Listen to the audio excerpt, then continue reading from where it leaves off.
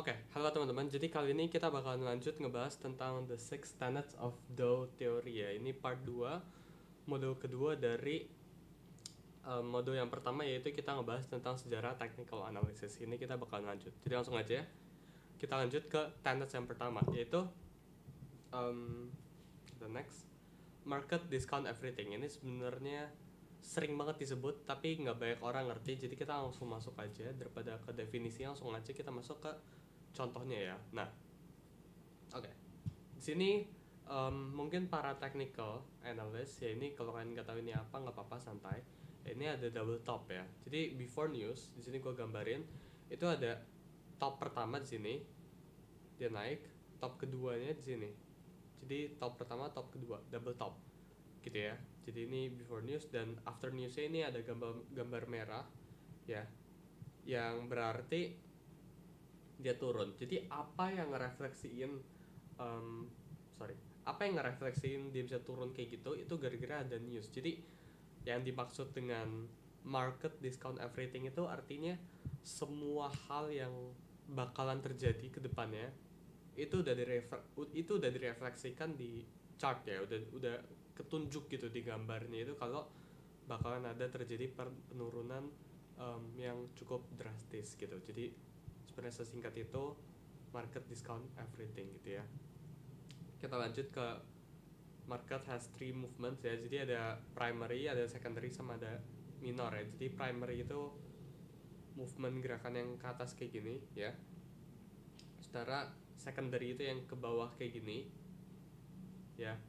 Minor itu yang gerakan-gerakan gitu. Secondary itu yang gerakan koreksinya ya. Jadi kalau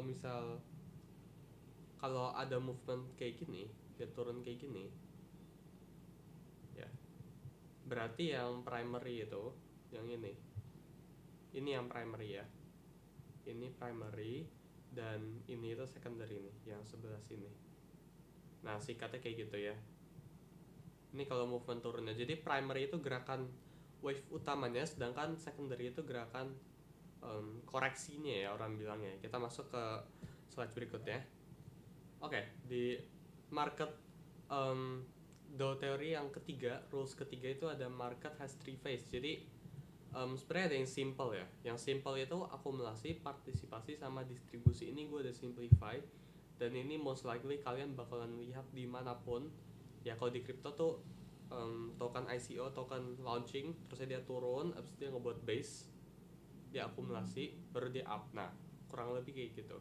Dan di atas dia distribusi ya. Jadi partisipasi publiknya itu di movement ke atas kayak gini ya, akumulasinya di sini, dan partisipasinya di sini, distribusinya di sini ya, para whales taking profit di sini.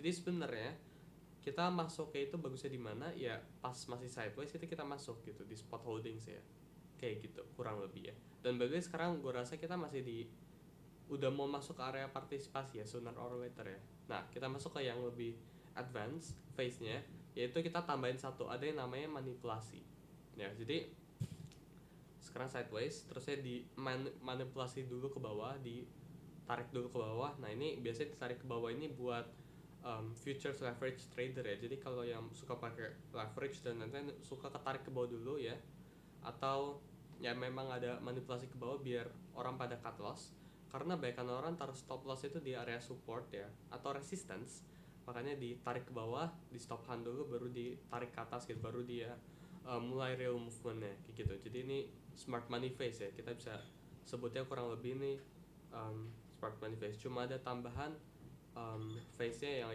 yaitu yang manipulasi gitu. Sekarang kita masuk ke yang keempat, ini index must confirm each other. Jadi maksudnya kayak gimana? Maksudnya ini contohnya, kalau Bitcoin naik, berarti yang lain itu harus, yang berlawanan, yang punya negatif korelasi sama Bitcoin itu harus turun. Itu dolar gitu ya. Jadi di sini kita bisa lihat ya, Bitcoin naik, dolarnya turun ya. Sedangkan sebaliknya vice versa, kalau Bitcoinnya turun, dolarnya harus naik. Ini harus saling mengonfirmasi, itu baru valid penurunannya. Kalau misal Bitcoinnya naik tapi dolarnya ikutan naik, itu bisa gitu, ada aja skenario kayak gitu. Dan itu cenderung terjadi di M1 ya, di menit-menit yang kecil-kecil time frame-nya. Makanya semakin kecil kita trading itu semakin susah ya, karena noise-nya ya itu semakin susah gitu, semakin banyak noise-nya. Nah, jadi pada dasarnya setiap um, pair ya itu harus saling mengonfirmasi penurunan atau kenaikannya kayak gitu. Itu yang dimaksud dari Dow Theory yang keempat gitu ya. Nah, selain dari itu kita juga bisa nganggap konfirmasi itu bukan cuma dari kayak gini doang ya, kita bisa juga nganggap dari volume ya, dari breakout. Jadi kalau kalian tahu breakout, kalau kalian nggak tahu tentang aja nanti kita bahas. Kalau misalnya kalian tarikin garis trendline sini terus dia breakout, cara kita tahu dia breakout kayak gimana ya? Jadi ada dua kan ya, ada yang pertama volume ya, jadi kita cek di sini volume itu jumping gitu ya, itu volume breakout itu mengonfirmasi, yaitu salah satu masuk ke salah satu Dow Theory. Abis ini gue cariin contohnya satu juga stochastic. Oke, sini gue ketemu contoh ya, ini Dogecoin ya. Sini kan ada trendline, kalau kita tarikin sebenarnya kayak gini sih trendline ya. Nah, kita bisa confirm dia beneran breakout dengan volume. Ya, sini ada volume yang cukup besar ya. Jadi itu salah satu caranya ya, gimana cara kita bisa konfirmasi adanya terjadi breakout ya, dengan mengonfirmasi sesama pair ya. Jadi konfirmasinya itu harus banyak gitu ya. Itu yang dimaksud dengan Dow Theory ya. Sekarang kita masuk ke yang kelima, yaitu price action that determines the trend ya. Ini simple ya. Jadi kalau kalian nonton modul tentang market trend nanti bakal dibahas tentang ini. Jadi ada peak sama trough ya, atau enggak high sama low ya, itu ditentuin sama ini. Jadi kalau ada candle tiba-tiba naik atau candle tiba-tiba turun, itu kita nggak bisa langsung sebut trendnya langsung berubah jadi bearish. Jadi harus ada price action, yaitu peak trough atau enggak high low gitu ya, kayak misal higher high higher low dan lain-lain ya. Kita bakalan bahas nanti di modul selanjutnya yang mengonfirmasi gitu ya. Itu pada dasarnya trend coding ya kalau di technical analysis bilangnya ya. Pokoknya sesimpel itu sih. Dan yang terakhir, yang keenam ini yang paling menarik ya, yaitu trend exists until there is a clear signal over a reversal. Oke, maksudnya kayak gimana? Jadi kalau ada trend yang naiknya tinggi banget ya, kita nggak bisa asal bilang oh ini ketinggian, ini fix turun gitu ya. Itu nggak bisa gitu. Itu artinya kita trading by feeling gitu ya. Nah, yang harusnya kita lakuin itu kalau ada konfirmasi tambahan, kayak contohnya ada pattern ya, contohnya misalnya sini gue ngambil double top ya, sini ada double top, gue gambarin oke, kalau dia breakout baru dia turun kayak gitu. Jadi kita nggak bisa ngasal ngambil asumsi kalau marketnya bakal turun kalau dia udah naiknya 1000% gitu. Belum tentu, siapa yang tahu gitu kan. Tapi kalau udah kebentuk momentum reversal di time frame yang kecil ya, ada posibilitas buat dia lanjut turun gitu.